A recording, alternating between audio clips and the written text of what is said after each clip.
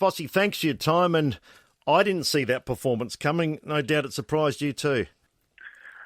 Well, we're all quite disappointed that we couldn't leverage off the back of the form we had the previous week. That was probably more the frustrating part of the performance. We would have loved to have been able to tap into what we did the previous week and continue on with the style that we wanted to play. And just unfortunately, we weren't able to do that early. And to the Bulldogs' credit, they sort of really brought the hunt, and we didn't match it early.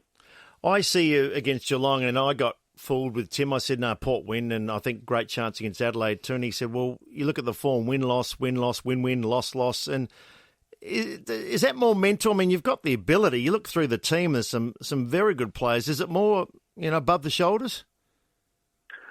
Oh, you can't ever discount that. I mean, sometimes you are working in a grey area, but at the same time, I think what's really important is that we're really clear on what it actually is, and we have had fluctuations in games, so it's not so much just about the week-to-week side of things, yep. and that's something we haven't mastered yet. But one thing that happens often is that when you're in this at this stage and you sort of get called and branded inconsistent, you can sometimes throw that blanket over everything, and it's just not the case. There's a lot of good things. I think I just heard it. I was a bit scratchy, but I heard Tom talk about our environment, our training, the way we're preparing. I just couldn't second guess the guys the way that they're going about it. But when in big moments at different times, there's a couple of things letting us down, and we just need to make sure that we continue to make impact in those areas.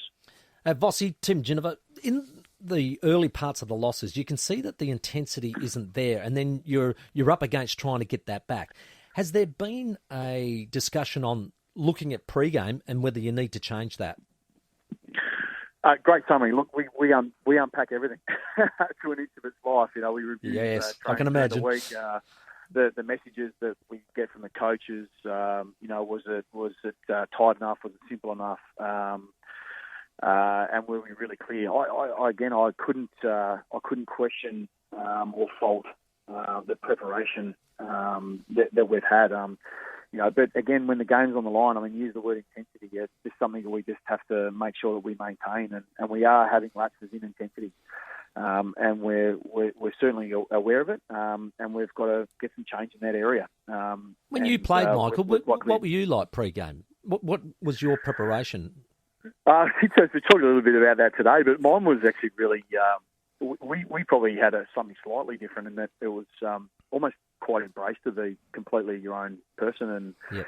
And then there was probably 10 minutes before the game where we come together as a group, and you look each other in the eye, and there was just an expectation that you walked over the line and got your job done, and so it really, really is a group to group feel with what you get, and that's something that we'll continue to work with and experiment with, but. We're not lost sight or faith in what the group is certainly capable of.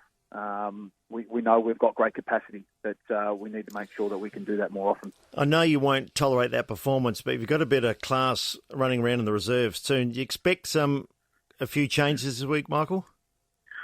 Oh, well, the obvious ones that'll be hard to deny is when someone runs around and gets 57 disposals in the NFL, it's a hard argument to lead him out. So I'd imagine, certainly Rock will come back in. Westy was, I thought he was, he was superb. Being out there watching him play. It was in torrential conditions, and he's playing wing for most of the game. 37 possessions, and kick goals the way that he did. That's an exceptional performance. So he's gone back. It's probably released a little bit of the stress and the pressure of not feeling like he's playing that well, and he's been able to relax the shoulders a little bit and play really well. So I'm sure he'll well and truly come into the conversation. So and then obviously we've got the two boys with Carl and Dougal, who are out for a week, and I guess our chat is going to be around the forward line. We weren't able to, despite the amount of inside 50s. We weren't able to get the right score ticking over for us. So we'll look at him and what impact he can have in the front half. Vossy, we're debating young Rosie and Dersma and Butters, and they both play a really hard game. Dersmas is hard, just a real hard nut on the wing, and Connor Rosie does a lot of tackling, and it's a difficult position, a high half forward. Does it come to a point when you've got to say, hey, let's give these guys a break? They're only youngsters. They've had they're probably both in your top 10 in the BNF if we took account now. But does it come to a time you think, these lads do need a break? Well, we got to that point at one stage with Butters. Yep, he had 1 week off, didn't he? He had one rest, and he had a week off, and he was able to come back in. But look, there's been no real signs of the other two.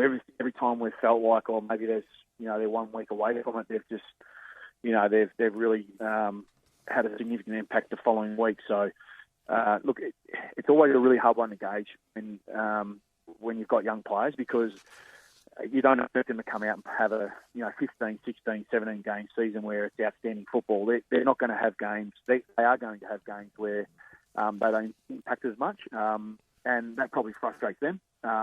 But it's not something we have greater expectations around them. As long as they're bringing the energy and the effort, intensity, and getting after the opposition, then we're pretty happy with that. Connor Rosie, has there ever been the temptation to give him a little 3 minutes on the ball? And the reason I say that is because he's so clean, he's so quick, and he just has that X factor. Absolutely, and it's not just for short-term game there. There's some long-term game in that as well. So, look at some exposure through midfield. We've talked about it. Obviously, Dersman plays through midfield almost exclusively. Yep. But you've got some other guys, even with Evo coming back in, not young, but the time on ball. If you're spending a lot of time forward, especially in wet conditions, it is hard work. Yep. So being able to just get a small amount of time, as you said, maybe 3 or 4 minute patches, just to get up around the footy, get yourself back involved in the game. That's certainly worth things we've discussed, and there's some obviously really short-term benefits in that, but we feel like there's some really good long-term benefits in that as well. I saw a headline today, Michael, saying Ollie Wine's in doubt or could be dropped this week, and I thought, when I first read it, I thought, no, you're kidding me. Then I look back at it, his form hasn't been great, and he doesn't play a lot of different positions. How have you seen Ollie? Where is he at the moment? Oh no, he's comparatively to his best form. I mean, I don't think he would put his hand up and say he's in the best form. We also have to recognise the prep he's come off, and he's had a pretty much perfect pre-season until obviously hurt himself. Has been fairly compromised till then, but has had a really good, 4 to 6 weeks on the track now, and now he's had a couple of games back. So obviously we're hoping for an immediate change in form, but we want more from him. But we're also realistic the fact that he's got to get a fair body of work under his belt at the same time. Michael, thanks for your time. No worries. Thanks, Vossy. See you. Michael Voss, assistant coach there at Port Adelaide.